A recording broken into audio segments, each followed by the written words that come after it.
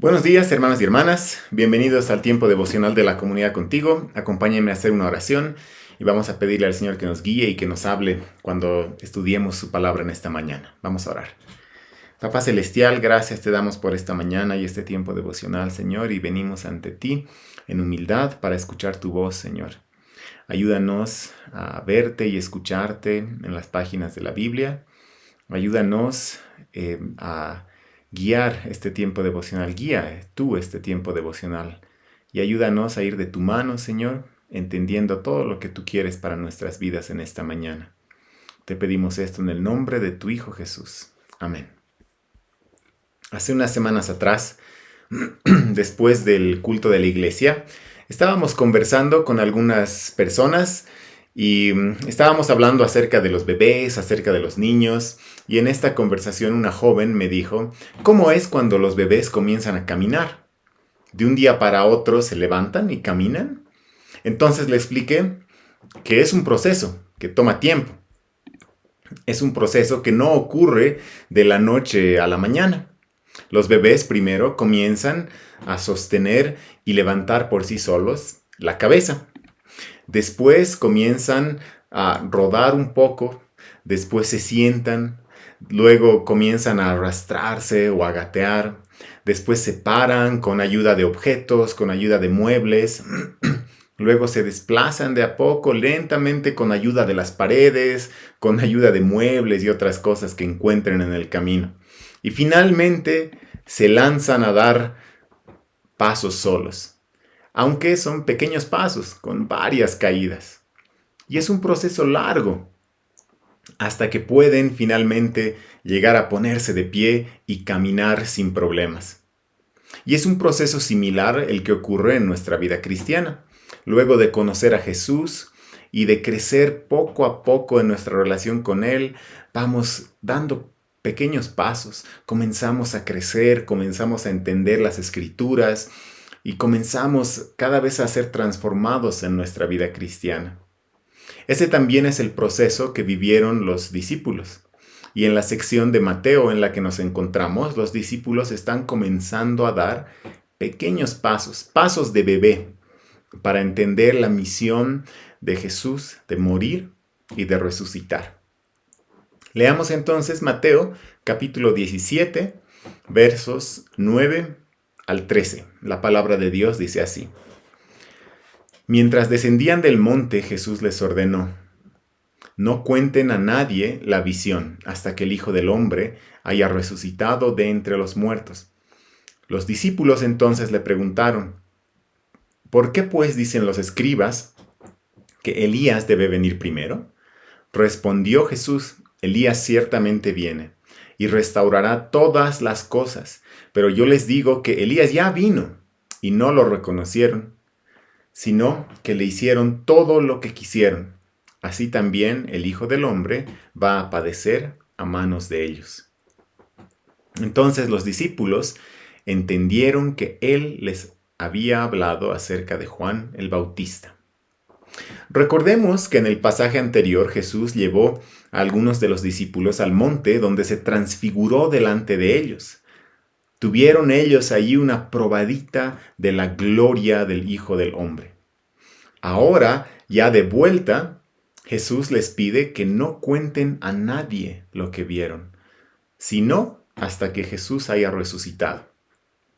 Y en esta instrucción vemos un cambio interesante, porque antes, en varias ocasiones, Jesús ya había dado instrucciones acerca de no contar a nadie quién era Él.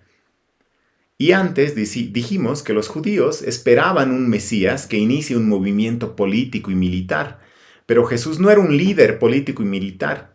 Entonces les daba esa instrucción de que no digan a nadie, justamente para no levantar esas expectativas políticas y militares que tenían los judíos.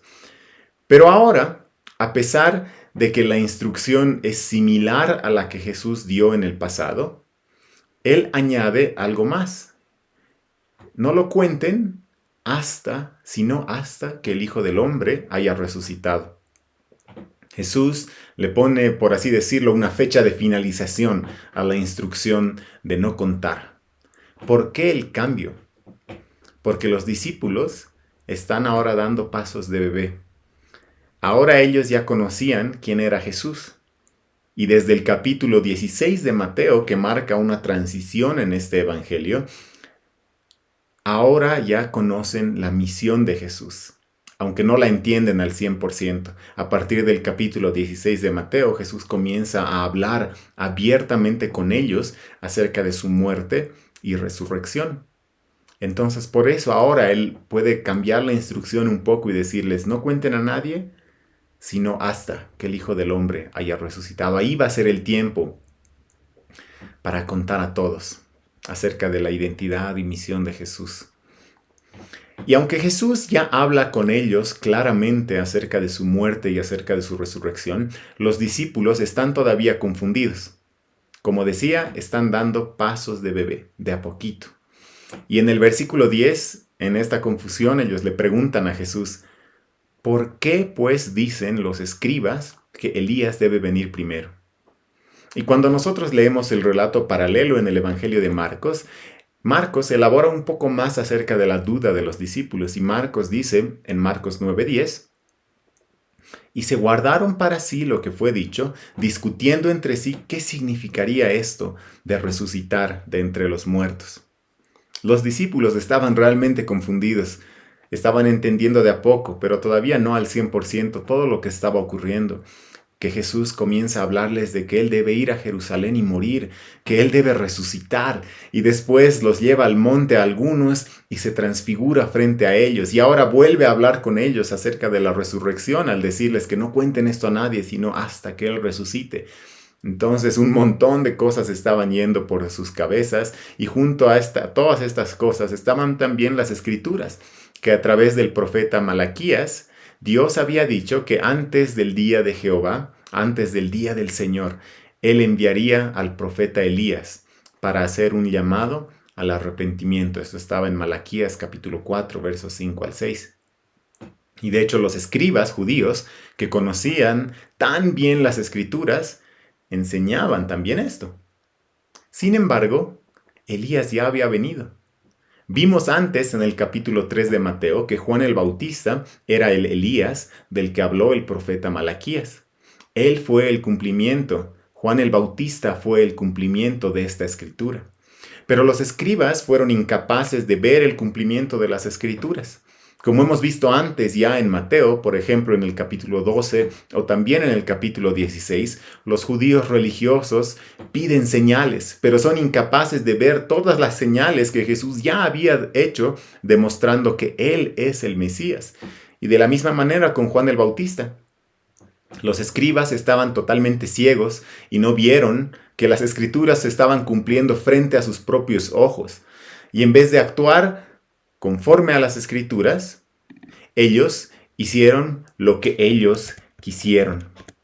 El verso 12 de Mateo 17 que estamos leyendo dice así, Jesús dijo, pero yo les digo que Elías ya vino y no lo reconocieron, sino que le hicieron todo lo que quisieron.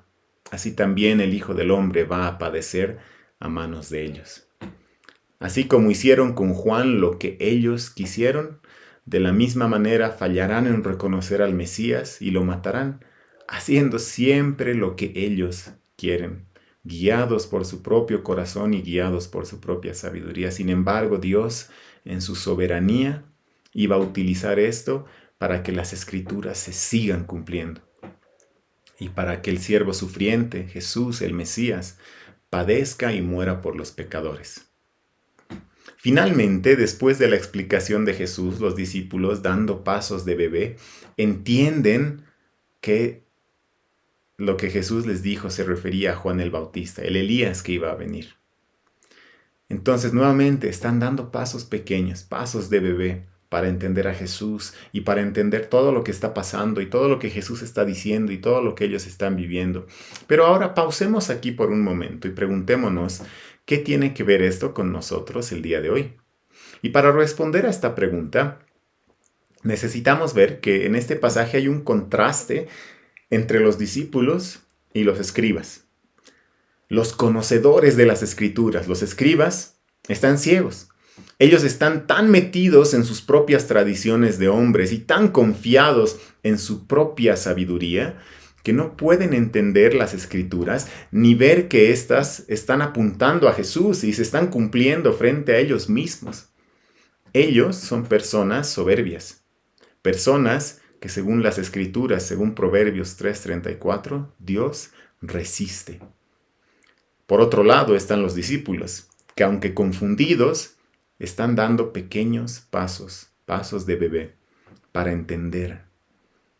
Y dan estos pasos no por sí solos, confiados en ellos mismos y en su propia sabiduría, sino que dan estos pequeños pasos sujetos de la mano de Jesús y se someten a lo que Jesús dice.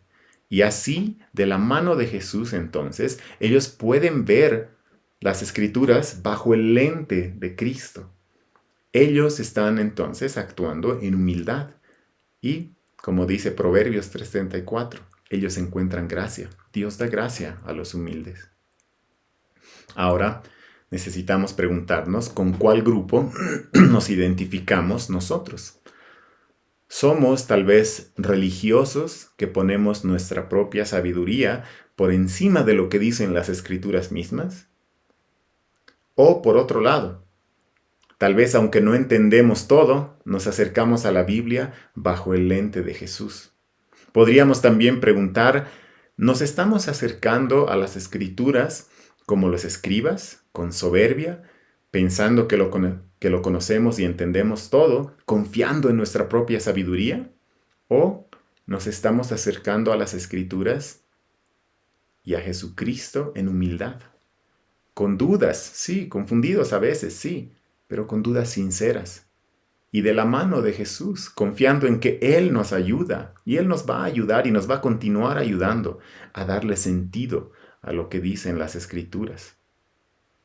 Hemos visto a los discípulos dando pasos de bebé y nosotros también estamos atravesando el mismo proceso, dando pequeños pasos para entender cada vez más a Jesús, para entender cada vez más las Escrituras, para vivirlas cada vez más, siendo cada vez transformados, viendo las Escrituras a través de lo que Jesús dice.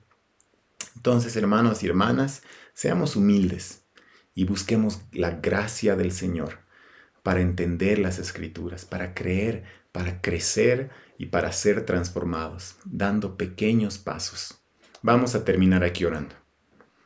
Papá Celestial, muchas gracias te damos por la guía que encontramos en tu palabra y porque podemos entenderla y verla solamente a través de Jesús. Danos la gracia, Señor, para desechar nuestra propia sabiduría y para de tu mano ver las Escrituras y entenderlas y vivirlas y ser transformados por ti, Señor. Te pedimos que cada vez más tú nos ayudes a entender el impacto en nuestra vida de quién es Jesús y de su misión, Señor. Te pedimos todo esto en el nombre de tu Hijo Jesús. Amén. Hermanos y hermanas, que tengan un muy buen día, que el Señor los bendiga.